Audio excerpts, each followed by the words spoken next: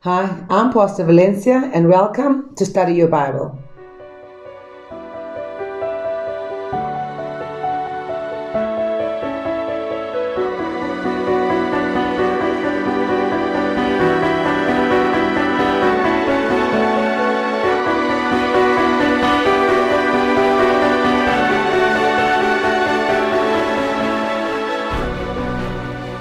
Welcome back, everybody. And we are still busy with effective teaching. And I must say, this course is really taking me back to college days and getting me all excited again and reminding me about things that I'd actually forgotten, But I've tried as far as possible in my class to kind of keep to these things. I actually, ever since I did this course, I've kind of tried to keep at it. But you know what happens in the class is that things happen and you deviate and you move. But the main things I have kind of kept in the classroom. And what I love about this course is that, like everything that we've been doing, it's precept upon precept, it's line upon line. Look, I want to say this. There's no set rules, okay? There's no set rules. However, there are some principles that we can follow if we want to get good teaching. If we really want to reach the students, if we really want to get through to them, we can. We really can. I think I did. I'm not sure, but I think I gave an example in one of the other two videos. My daughter was in grade 5, and when she was going to grade 6, she said to me, "Mom, I wish I can be in the certain teacher's class." And I said, "Why do you want to be in a class?" I said, "I always hear you tell me how cheeky she is. And she's full of discipline." And my daughter said, "Yes, but all the children in her class pass. She gives you a hiding, she shouts at you, but all the children pass." And she was going to grade 6, and she understood that. And clearly it was giving me a message. The children recognize the teachers who are lazy, and the children recognize the teachers who actually work. You actually find the children that say, "I actually want to be in Mr. So-and-so or Mr. So-and-so's class." The children want to be in their class. Children will go and ask a certain teacher, "Can I be in your class?" Sometimes they're not able to articulate the reason for wanting to be there, right? My daughter was very good at putting her words through. She was very good at it, still is, getting a message through, right? But what I'm saying is that some children are not articulate enough, and so they'll say, "I just like the teacher, I think she's a nice teacher." But it's actually that they've recognized that their teacher works. I see the children that come. My daughter was a bit naughty, and it was a period where I had actually left home and I went to work in another city. And she was struggling with it. And so in that year that I was working in another city, I would come home every weekend. But in that year that I was working in another city, she struggled with it. So it was beginning to affect her schoolwork. And I had so many wonderful teachers around her, I really did. And there was one specific teacher that was with her. She even ended up staying with her teacher. There are a whole lot of different teachers that really take teaching to a different level. And I'm saying this because I've come across good teachers and I've come across bad teachers, And so I'm saying to you that I've seen and I've had good teachers growing up. When I was in primary school, goodness, I said in one of the videos, I actually can remember things that my primary school teachers taught me. So I had good teachers and teachers who were passionate and loved what they're doing. But then again, we were also still getting a hiding at that time. So we were disciplined. We were really disciplined in school. And I think that is one of the biggest contributing factors right now in the schools, is that the children are not allowed to be disciplined in the schools. But then parents are also negating their responsibilities for disciplining the kids. And that's why you will see on these videos at the end, I have attached the manners videos. And so because they go hand in hand, they go together. And if you haven't watched them, I encourage you to watch them. And also I'm going to be teaching in our next phase after this one, multiple intelligences. So stay tuned for that. So what I'm saying is that good teaching is possible. And I believe that there are still good teachers out there. And for those of you who have slacked off a bit, I honestly want to encourage you. I'm sorry if it sounds like a rebuke. I don't mean to rebuke. I don't mean to be ugly towards anybody. I'm just a passionate teacher. I really am a passionate teacher. I love teaching, but most importantly, I love my message to get across to the students. This is why it is so important to have good communication skills. See, there's a law to communication, right? Communication is the reason for our existence as teachers. It is also our number one teaching problem. Before we can communicate, we must establish commonness or commonality, right? And the greater the commonality, the greater the potential for communication. We must do our homework on the views and feelings of our audience. If you are communicating in the class and the children are not getting it, saying the same thing you said again, I'm sorry, is stupidity. The children just said, I don't understand. Miss, I don't understand. I'll give you an example. I'm going to say again, but my granddaughter, the maths. And the reason why I keep barking or hopping on the maths is because we have to now pay for extra lessons for her. But the school is providing extra lessons, but they're actually not extra lessons. So what's happening is the child picks up the hand and says, I don't understand. The teacher slows and says, okay. Says the same thing but slows it down like the child's retarded. Okay, but the child doesn't understand what you are saying. You need to find a different way of saying it so that from communicator to communicatee, they understand. Okay, then they have extra maths lessons. They go to extra maths. My mind, if we're going after school for extra, it means we're going to discuss the things that I don't understand. No, that's not what happens there. You know what happens there? We continue what we didn't finish in class. So the syllabus just continues. I didn't understand what happened in class. So my confusion continues even in after class. This is what I'm saying. As a teacher, the way I communicate to my students, they're supposed to understand. If the student is not understanding, Miss, I don't understand. The child should never be afraid to pick their hand up. It should be encouraged. It should be encouraged. Guys, anybody, you don't understand? Okay, stop the class. Stop the class. Hold on. And you know what you might find, and we'll talk about it later, you might find that the child is asking a question, but there are quite a few other children that don't understand, but they're scared to pick their hand up. You know, you don't want to look stupid in class. Some children don't want to look stupid. Some children are afraid of the teachers. And the reason they're afraid is because they haven't been encouraged to lift their hands up. Now, again, I'm not talking about every teacher. I am generalizing, okay? I'm generalizing. So, it is the teacher's mission, by sympathy, by example, and by every means of influence, by objects for the senses, by facts for the intelligence, to excite the mind of the pupils, to stimulate their thoughts. That is the teacher's job. That is the teacher's job. That's the whole point of teaching, to encourage the children to learn. The greatest of teachers said, and this is John Milton Gregory, the seed is the word.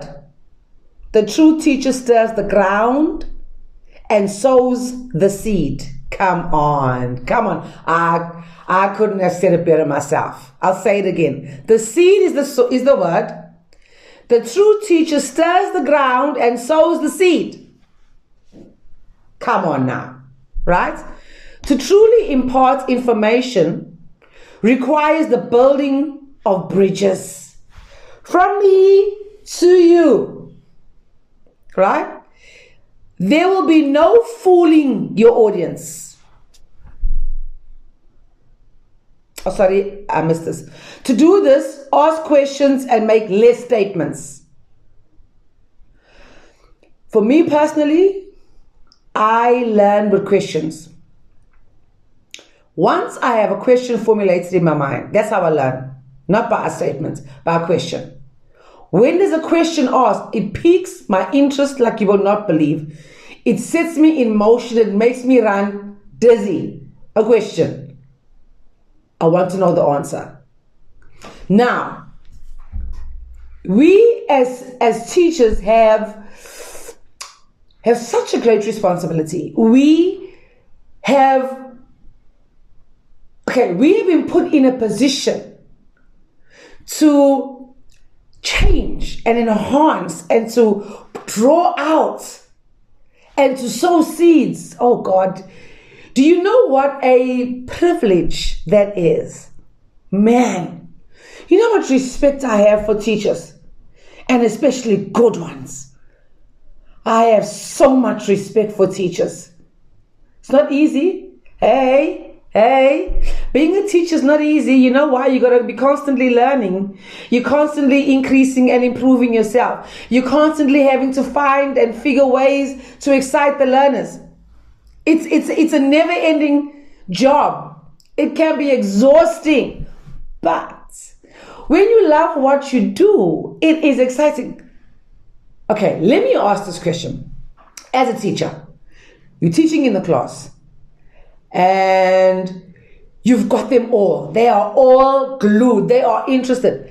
And then you're taking them somewhere. So I like doing this. You say, you build one thing on top of another. You know exactly where you want to end up, and you've worked out how you're going to take them there. And then you build this thing up, and you can see with every truth, you're drawing them in, and then you just drop it like that, and you're like, and you see their faces. Oh my God, let me tell you, it's priceless. It is priceless to see the light come on, right? And you're sharing this with them. Man, in that moment, I feel like my shoulders are so big.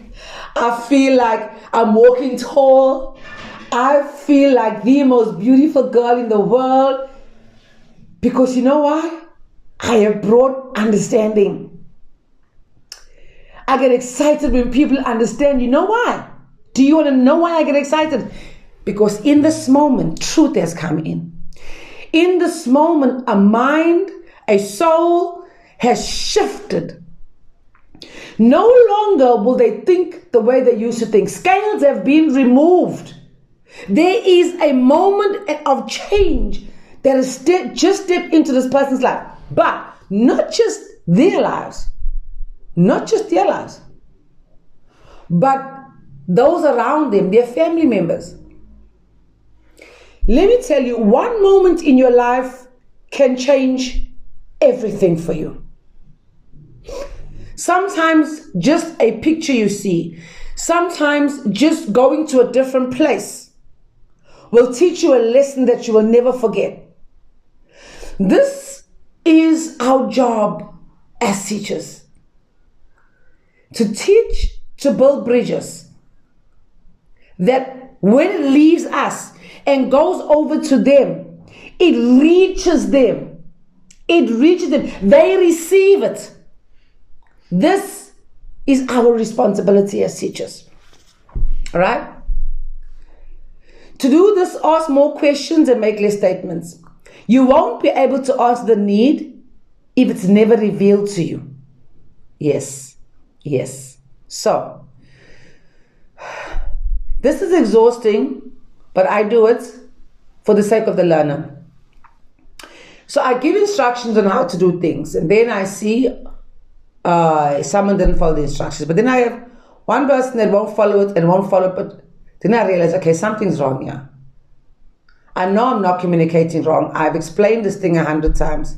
Something's wrong. Then I go to the learner and I realize something is wrong. Not from me, from their side. Then I see, okay, how do I get them to help them? How do I help them? Look, I'm not saying I'm a perfect teacher, But let me tell you something, I'm ready for my class when I come in.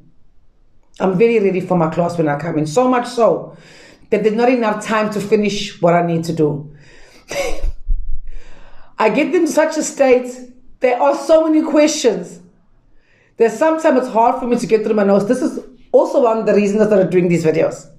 Okay, there's a few reasons I started doing these videos, but this is also one of the reasons I started doing these videos, because it's hard for me to get through sometimes my lesson.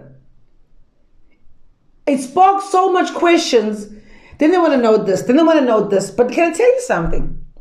When I go through my notes, I have tried to prepare myself for what questions might answer as far as possible. What questions I may ask as far as possible. It's very rare they ask me a question that I haven't thought about. But generally, I try to prepare myself because I know the class now. I know the class. I know what triggers them. And so I'm always aware. Okay, so I might ask this. This one likes asking questions. And this side, I know they might ask some questions about this. So we've got all kinds of people in the classroom. So I make a point of knowing who's sitting in the classroom, right? And I prepare myself. These are adults, not children. These are working people, people with businesses. They're smart people. So I have to really prepare myself when I come into the classroom, you know. And I like to go the extra mile and drop some things in them that they may not even have thought of. Sometimes I succeed in doing that. I would say 70% of the time I succeed in doing that. But most times they are aware of what's going on, right? And so you must know who's sitting in front of you. Don't assume, okay? Whether you're teaching primary school, or whether this is junior primary, senior primary, or high school, or tertiary education, wherever you're teaching, okay? Never underestimate who's sitting in the class. Never ever do that. Always prepare yourself. Don't ever think that everyone's sitting there, that out of everyone sitting there, you are the smartest. That's not true. There could be someone sitting in your class who's way smarter than you, but they have to do that class because it leads them to something else. So never assume everybody does not know. Okay? It's very important that you understand that. So impart your concepts through numerous varied communication modes. Find ways to communicate with them, right? Your thoughts, your feelings, and action are necessary ingredients. Use your entire body when you're teaching. Like you see me doing my hands, my voice, my body, I use it all. Because I want you to know, I am excited about what I'm doing, okay? So all communication has essential components, right? This is your mind, your feelings, and your actions. If you really believe and feel your message, it will show. There will be no fooling the ones who are sitting in front of you. You can't. I was sitting somewhere the other day and someone was teaching. And they were teaching for a while, and then at some point they lost everybody. I saw people take out their phones, they're scrolling. Eventually they were not looking there anymore, they were looking at something else. No, it was a video. The video was too long. They started off well on the video, and but then it lost everybody who was there. They just put too much in there, and that's another thing. Stay focused. They put too much in there, and I watched as I looked around, and the auditorium was full, and as I looked around, I saw people, because I started to get bored. So I looked around to see who else was getting bored, and I realized, wow, you just lost everybody here. All that thing you put together, after about 3 minutes, everyone was disinterested. So you must also remember, know who's sitting there, and know how much you can play, how much you can do. Like I do these videos, they're quite long. But when I do my 20-30 second videos, it catches a different demographic. So we must know who our target audience is and what their attention span is, and also what they're there for. It's very important, okay? If you really believe and feel your message, it will show. There will be no fooling who's sitting in front of you. So think of it as playing an instrument to a room full of people. Your level of skill will be revealed. I cannot tell the people I play the cello, and then they say to me, okay, come and show us. Show us. Show us. And then I sound like a screeching cat trying to know. You must know what you are doing. Know your level, know your skill, and use it, right? So there are a few questions you need to ask yourself every time you teach. What do I know, and what do I want these students to know? What do I feel, and what do I want them to feel? What do I do, and what do I want them to do? So you need to translate your thoughts and feelings and actions into words, all right? So it's not a word message we communicate, but a life message. We're in the life business, not the word business. The pagan world is weary of our words, but desperately hungry for reality. And they will line up at our door if they sense or believe that we have it. So what you must say must correspond with what you see, okay? So what is your face telling your students? Am I excited to be here? Am I saying that I'm excited to be here, but my voice is saying that I'm sad, I'm depressed, I'm not happy? So because you're happy to be there, smile. If you're excited about the information, you know it is going to help. If you are excited about the information and you know it's going to help the students, your face should show you excitement. If you are teaching about good hygiene, then you need to show good hygiene. If your message should match your body language. What you are is far more important than what you do. So, you have to perfect your communication skills. You must. Otherwise, there will be a continuous miscommunication between you and the students. You must know or must be aware of what your students know or don't know. If no one's asking you, you can see by their work. Come on. When you're marking their test, you can see. You can see when they hand in their homework. You can see when assignments are being done. Something's wrong. Take more interest in that one. Please, I'm asking you. And like I said, if you don't want to teach anymore, don't do it. It's not fair. Don't stay there for the money. Find another profession. If you're truly tired of teaching, find another profession. I honestly don't believe that all teachers were meant to be teachers. I don't. I think some people went in because it was just easier or it was a good thing to do and the pay might have been consistent.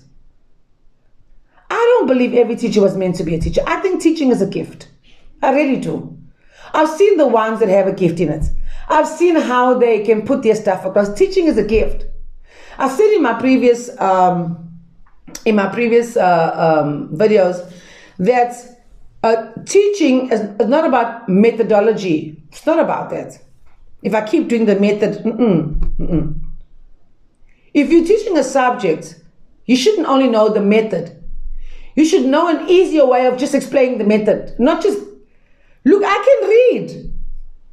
The fact that I can read doesn't mean I understand. I can read. Don't tell me to go read the textbook. I can read the textbook. I don't understand. Miss, break it down for me, please. Help. That's your job. So I remember I was in matric. And I stayed absent the previous day because I had something to do. I came back the next day, but the homework was given the previous day in my Afrikaans. So the teacher spoke about the homework, but I wasn't there, so I asked her. I was in matric. I asked her about the homework. She said I must ask one of the students. I said, no. You the teacher. She said, I didn't say you mustn't be here yesterday. I said, no, but you don't know why I was not here. And I brought a note to the school. And then I said to her, you are the teacher. I don't want to take wrong work from other people. I'm asking you what the homework is. Well, that's how I was when I was at school. I said, I'm asking you what the homework is. And she refused to give it to me. You know what I turned around and I said to her? I said, no problem, ma'am. I'm going to take a walk down to the principal's office right now because they know why I wasn't here. And I asked them maybe if they can help me to get the information from you because I will not get it from another student. I want it from you because I had a class. My class was notorious for doing wrong things. I knew I wouldn't get the right stuff from them. She knew that too, but she was just being nasty, right? So I thought, no problem. We can play this game together. No problem, ma'am. I'll go down to the principal's office. I wasn't rude. I was very respectful towards her. No problem, ma'am. I walked out the classroom. She called me back and she gave me the homework. So, because she understands, that is her job. That is her job. If I'm asking about schoolwork, don't send me to another student. Don't ask me to look at what my friend was doing. What if they were doing the wrong thing? So, if I was wrong, she wouldn't have called me back. As teachers, honestly, we have a responsibility to help our students, to help our teachers, to help our students, And like I said previously, teachers, trust me, I am not in some of the schools that you were in. I hear from other teachers that I'm friends with of what goes on in the school. But you know what? You are there. Pray for your students. Encourage them. And if you're feeling down, go and get some encouragement somewhere. But go back to your classroom with passion, with love, with joy. And get to really know your students. Don't just look at them as someone who will pass and fail and move to the next grade. Get to know who they are. Okay? All right. That's enough of that. Okay, so we need to, like I said, we need to perfect our communication. We need to take concepts and feelings and actions, translate them into words, okay? So preparation is the best insurance you can take out on your communication. Preparation. Preparation gives me my confidence. When I prepare long enough in advance, I'm able to foresee some challenges that might arise. I'm able to foresee some questions that may arise. And then I know certain people, the way they'll ask the questions, and now certain people's minds work. I might have to break it down a little further. I might have to use an illustration. I might have to get one or two pictures. That's what happens when I prepare. And I do these videos. Because some learners are visual audio. Some can read the notes, but some are visual audio. So, everything by any means possible to make sure the learner learns. This is important. Be careful. Your message needs structure. It needs to be packaged, and the ability to package your content is what separates the men from the boys. Give your message structure. You'll need an introduction, a body, and a conclusion. By having a sound structure, your teaching will be concise. Be careful not to introduce your introduction. I even tell our lecturers, please guys, just go straight to the introduction. Don't go long stories and then, if that's your introduction, then let that be introduction. Because you're taking up time. Valuable time, which could have changed something up. Okay, the more preparation you have, do you know you can do so much more in 45 minutes? 45 minutes, you can do a lot. Too much preparation in 45 minutes. The more you go over something, the more you realize, I don't have to say this. I don't have to say this. I don't have to say this. If I say this, it could lead to a couple of questions and we'll really get to the roots and people will begin to understand. Simple, right? So between the introduction and the conclusion, you need illustrations as well as visual aids wherever possible. Remember how information is retained the most, but not only hearing, but hearing and seeing and doing. If possible, give a mini assignment. Sometimes in my videos, and remember before, I used to put questions to make sure people were watching the videos, right? And they must answer the question.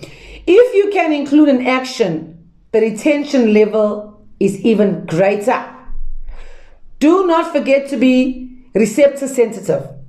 This deals with what your students are saying after class. Like I said in my previous video, sometimes I struggle to get them out the class even after class, because now they're running to me after class and asking questions, and I tell them, go home, right? And also can end up standing there for a longer time. So it must be so exciting that you have messed them up right now. You have just messed them up. They are overflowing with questions. Oh my God, I love my job. I love my job. So this is very important, how you communicate and how you plan your lessons, right? Are they putting the lessons into their own words, right? This deals with what your students are saying after class. Are they putting the lessons into their own words? Are they planning how to use the truth learned in their own lives? How are they responding to you as you teach? Are they distracted, asleep, bored, excited? 100% of the time, not in my class. Not in my class. Yes, they're tired. They're coming from work because we have evening classes, right? They are tired. I guess the business people, they're working. But they're not distracted. They're excited. They're answering. I ask a question, hands go up. Sometimes I have to say, oh, no, not this side. You'll always answer this side, this side. Everyone takes part. No one keeps quiet. And if it is that it's quiet, I don't move. I ask, why are you so quiet? What is that you're scared to say? Then someone will say, oh, okay, I was thinking this, is it on the lines? Now I encourage, in my class, there's no silly question. There is not one stupid question.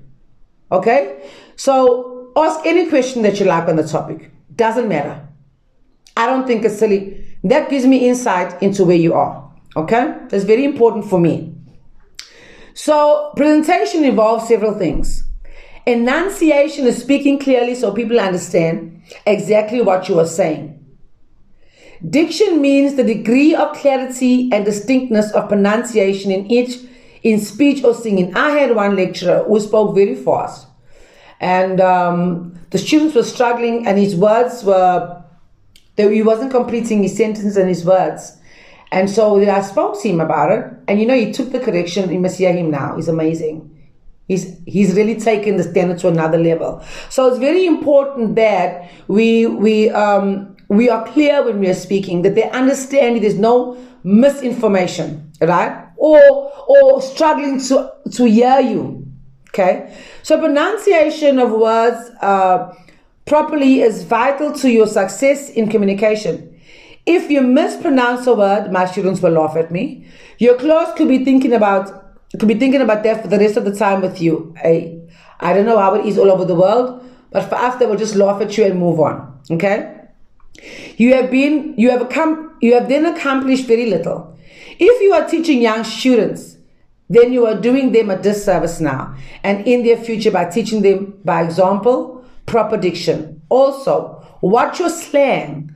At times it can bring a sense of levity, but used too often it conveys a lack of education. So sometimes I do use this local slang, but that's just to probably sometimes bring understanding so they can understand what it is I'm actually talking about. Then I'll go back to what I need to say, right? So slang could also be taken literally, which could change the truth you are trying to convey, right? Another thing that's important is the volume of your voice, right? It's very important. Speak with the intent of having your voice bounce back off the back wall. If your class is large, this will enable the people in the back to hear you. My voice is so loud, even in the church, in the auditorium, I can speak and everybody will hear me. That's how loud my voice is. That's how I can project it, right? I have a built-in amplifier. Unfortunately, I'm very loud. So speak with the intent of having your voice bounce back, right? If your class is large, this will enable people in the back to hear.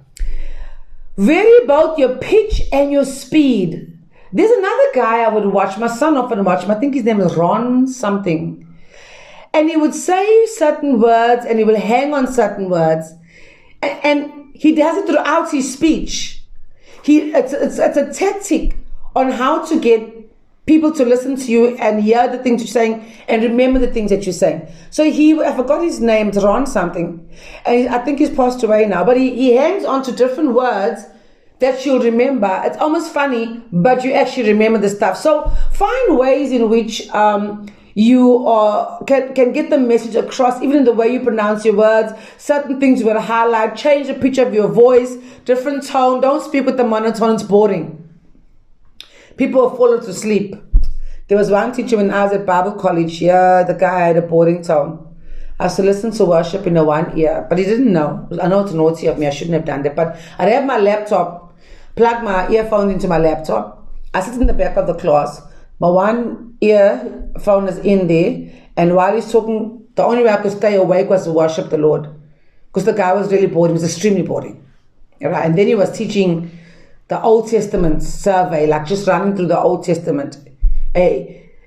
If you're running through the Old Testament, it can be a bit boring. You need someone who can make it interesting. And a guy just put me to sleep, and I had worship on, and I was enjoying the worship and smiling at everybody. But I was worshiping the Lord. So it's very important as a teacher that you are able to make sure everybody is engaged. Watch how you're using your voice and the volume. Distractions are extreme mental or emotional disturbances. Some distractions are within the individual era and can't be controlled. Some examples are stress for the job, not enough sleep the night before, an empty stomach, and financial problems. As a teacher in a Christian environment, worship God a few minutes before starting class. So when we are in a Christian environment, it's easier, right, to change and shift the atmosphere of the class. You can pray before you get into your class, even if you're not in a church. Pray before you get into your class. If you can, go in your class before everyone and pray in your class. Set the atmosphere in there, right? And then when they come in, trust God for the atmosphere that you set. As a teacher, I just say that. So this allows the students to put their focus on God and not the cares of life. Because when they come in there, they're coming in with a lot of baggage, right? So outside distractions, you can usually control. If possible, go to your classroom before the student, like I said, and pray over it, right?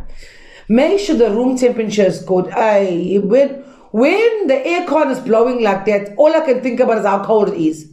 Forget about what you're saying. I'm freezing, okay? So make sure the temperature is right in the classroom. Make sure your visual aids are in order. Everything is switched on.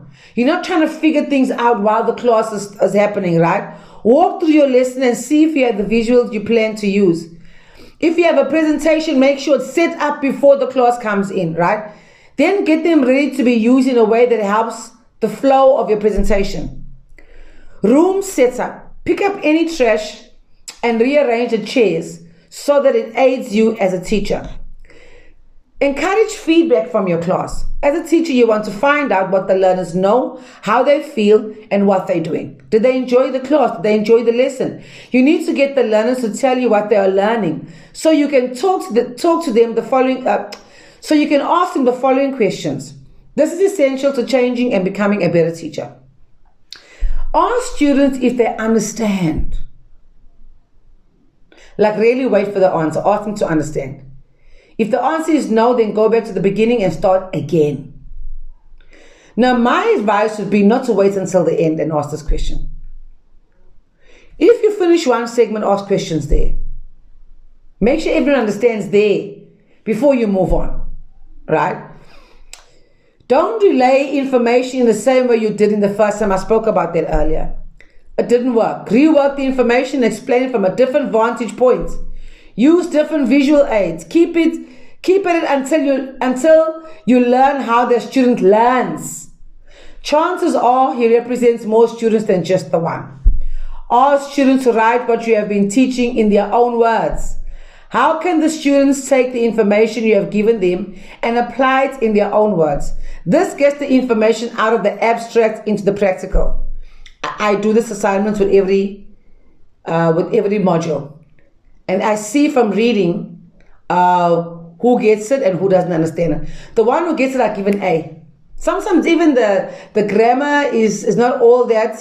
Sometimes even the sentence construction. But let me tell you, the fact that they got it, A, for me.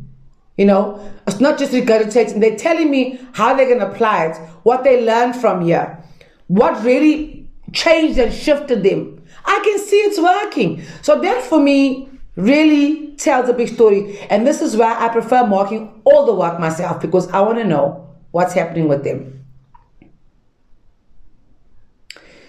How can the students take the information you have given them and apply it to their own lives?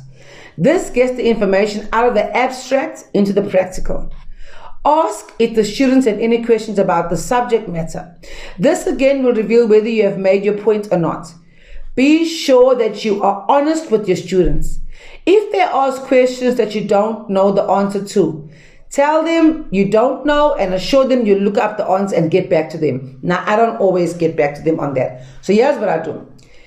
Most times, I don't just give answers. I will ask specific questions that they have to keep answering until eventually they get to the answer that they initially were asking for. Right? I teach them how to find the answers. Then, honestly, in my class, it's very rare that I don't know, because I really prepare. But if there is a case that I don't know, then I say to them, okay, I am going to go and look it up, but I want you to look it up as well. We're going to compare information. That's what we're going to do. And together, we are going to come to the answer together. That's how I generally work it. Because I am not spoon feeding people and going to cripple anybody when they get out into the future. Let me tell you about the world. It's a hard place. And if you don't know what you're doing, they will cast you aside. And I'm sorry, we're going to put our stamp of approval saying that you came out of this Bible college. I need to know that when we give you that certificate, you earn that certificate. Amen? Well, that brings us to the end of session 3 on effective teaching. I pray that you were blessed. I pray that you've learned much, because I've learned lots as well. God bless each and every one of you. Always remember, it is the truth that sets you free. Don't forget to like and subscribe, comment, and share. God bless.